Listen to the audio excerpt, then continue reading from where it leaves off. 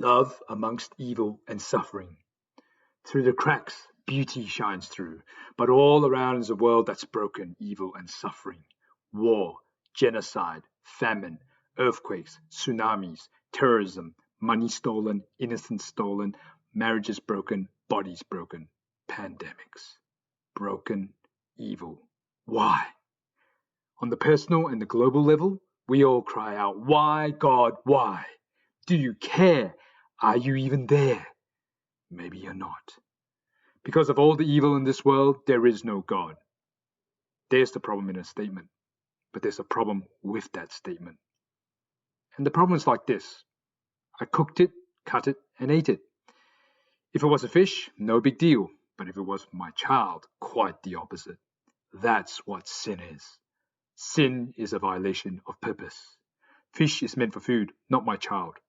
And when it comes to life, how do you know, really know, the purpose of it all if there is no God?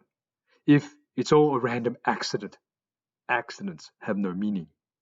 Tech giant Google once had a motto, don't be evil.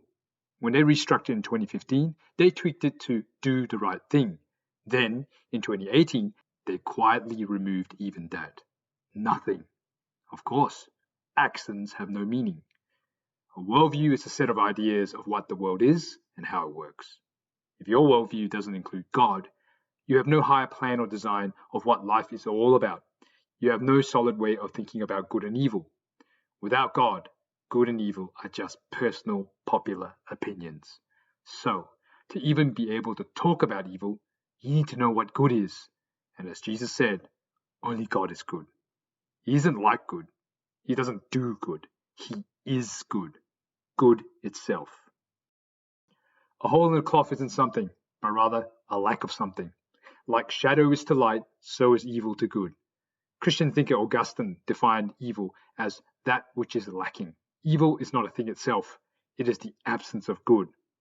God is good.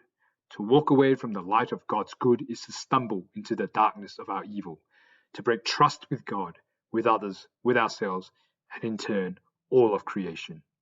Brokenness and evil leaked into creation through us. But why would God allow this? Why this way? Couldn't God just have made a world with no possibility of evil? He could have. But here's the catch. Love requires choice. You can't force someone to love you. Since love requires choice, God gives choice. And he gives us choice even to the point of letting people choose to be separated from him. Separated from him, the source of all that is good. In other words, hell. Evil and suffering isn't God's intent. Love is. But love was and is worth that risk. Really? Worth the risk of evil? I once heard it put this way. When someone says, we're expecting a baby, have you ever heard someone else reply, how dare you? Don't you know that kid's going to get sick, hurt himself, or that he or she will have struggles? They may even get their heart broken. And after all that, they'll eventually die. Now, knowing all that, why would you still go ahead and bring a child into this world? How evil of you. And by the way, they can hurt you like no one else can. No one says that. Why? Because of love. A child is made from love and for love. And love makes it all, this struggle, this mess, this possibility of evil and suffering worth it. If we can see this in our lives down here, can we not see it at the higher levels of eternity, where God lives, the heights at which God thinks? So, fine, we've learned why things are the way they are, but how do we live with it? Well, some say suffering comes from our desires, our attachments. So, we need to kill our desires, become detached. This is a core principle and practice of some worldviews. It's also why some people are doing what they do when they detach themselves using drugs and alcohol. Others say, just deal with it. It's just the way the universe is. We say there's a better way. There's a story that goes like this. In the 15th century, there was a Japanese ruler called Ashikaga Yoshimasa. He broke his antique Chinese tea bowl. He sent it back to China for repairs. They repaired it all right, with ugly metal staples. Not impressed, Ashikaga told his craftsmen to do better. They came up with kintsugi, the Japanese art of repairing broken pottery with lacquer mixed with gold. Here's the point. Life has broken us all, to different degrees, But nonetheless, we share this in common. Life has broken us all. And we all have three choices. 1. Leave the broken pieces on the ground. Play the victim. Bad for you, worse for everyone else around you. Not a good choice. 2. Fix it as best we can and hide it. Or 3. Kintsugi. Embrace the brokenness. Repair it as part of your history, not just something to be hidden, but something to beautify and empower your life to help others. The broken can be beautiful. Bring it to the master craftsman, to Kintsugi. Bring all your brokenness to God. Give him your mess and he'll make you his message. And let God do it his way, with love. And this is love, self-sacrifice in the service of God and man. Jesus is love. Under the gossips of an illegitimate pregnancy, he was born a poor Hebrew in a dirty stable in the insignificant village of Bethlehem. Hunted as a baby, he fled as a refugee to Egypt. Later, he grew up in an obscure province of the Roman Empire. He sweated away, working with his hands at a carpenter's bench, before finally, in God's time, he went from town to town preaching.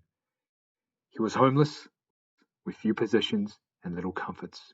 He was called the friend of sinners, allowing lepers and prostitutes to touch him, giving himself away in healing, helping, teaching, and preaching. He was despised, rejected, betrayed, abandoned, unjustly condemned, tortured, and crucified. All the while saying, Father, forgive them, for they know not what they do. Love gave up the joys of heaven for the sorrows of earth, leaving eternal immunity from sin to plunge deep into our evil, messed up world. Tim Keller put it well.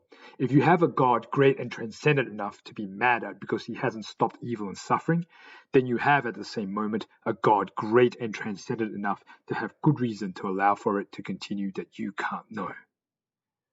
We may not know all the answers, but we can know and trust the one who does.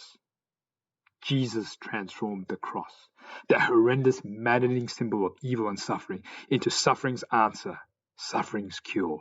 And he can transform what you've been through too. In the midst of the awful, hope grows. Love amongst evil and suffering. Evil is real, but God's love more so. And here's the good news. Love and choice are not only the reasons why evil is possible, they're the reasons why it's vanquished. O death, where is your victory? O death, where is your sting? Evil will not have the last word. Love will. God will make all beautiful in his perfect way and in his perfect time. This is the good news, the gospel. Pass it on. Come home to God. Come home to the family you were made for.